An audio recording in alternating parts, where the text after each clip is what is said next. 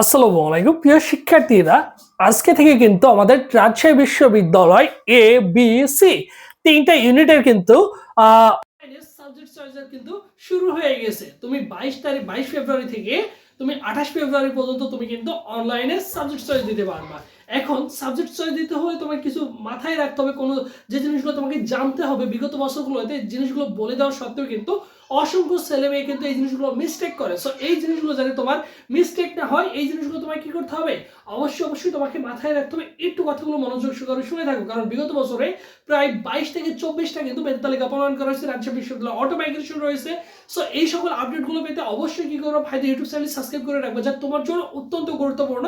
এবং ভাইদের যে অফিসিয়াল ফেসবুক পেজ রয়েছে সবুজ স্যার, সেটা তুমি কি করবা, ফলো দিয়ে রাখবা, তাহলে সকল আপডেটগুলো তুমি পেয়ে যাবা।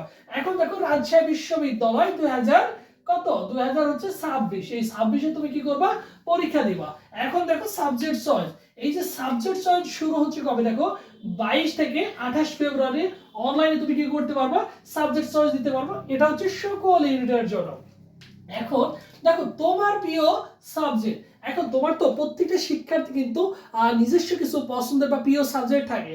সো সেই ক্ষেত্রে তুমি কি করবা, দেখো তোমার ফার্স্ট যে পছন্দের সাবজেক্ট সেটা দিবা, এরপর তুমি যেটা নিয়ে পড়তেছো সেটা দিবা, তারপরেরটা দিবা, তারপরেরটা দিবা, এরপরে তুমি যে ইউনিটের যতগুলো সাবজেক্ট রয়েছে সবগুলোই তুমি চয়েস দিবা। কি করবা, সবগুলোই চয়েস দিবা। কথা ক্লিয়ার? তুমি সায়েন্সের হলে সবগুলো দিবা, তুমি যদি আর্টস এর হও সবগুলো দিবা, তুমি যদি কমার্সের হও সবগুলোই চয়েস দিবা। এখন কথা হচ্ছে কত পজিশন পর্যন্ত তুমি চান্স পেতে পারো এই বছর। দেখো এই ইউনিট হচ্ছে মূলত মানবিকের ইউনিট। আসন সংখ্যা রয়েছে 750টি করে, যেহেতু দুইটা শিফটে পরীক্ষা হয়েছে 1600 প্লাস মাইনাস পর্যন্ত অনায়াসে আসন হয়ে যাবে।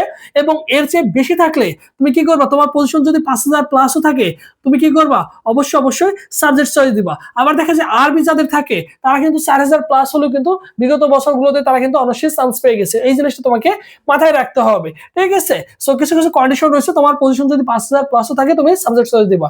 এরপর দেখো বি ইউনিট, বি ইউনিট হচ্ছে বিজ্ঞানের জন্য, মানবিকের জন্য, বাণিজ্য শাখার শিক্ষার্থীদের জন্য মূলত। সেখানে বিজ্ঞানের জন্য আসন সংখ্যা রয়েছে 158টি, মানবিকের জন্য রয়েছে 31টি, বাণিজ্য শাখার শিক্ষার্থীদের জন্য রয়েছে 375টি। এখন এই যে বিজ্ঞান বিভাগের শিক্ষার্থী 158টি রয়েছে, এখানে দেখা যাচ্ছে প্রায় 400-র কাছাকাছি কিন্তু কি করবে, ছেলেমেয়েদের কিন্তু পজিশন চলে যাবে। এরপর মানবিকের যারা শিক্ষার্থী রয়েছে তাদের দেখো 31টা আসন সংখ্যা রয়েছে, 31টা আসনের বিপরীতে দেখা যাবে প্রায় 70 প্লাস পজিশন চলে যায়। বিগত বছরগুলোতে এমনটাই হয়েছে।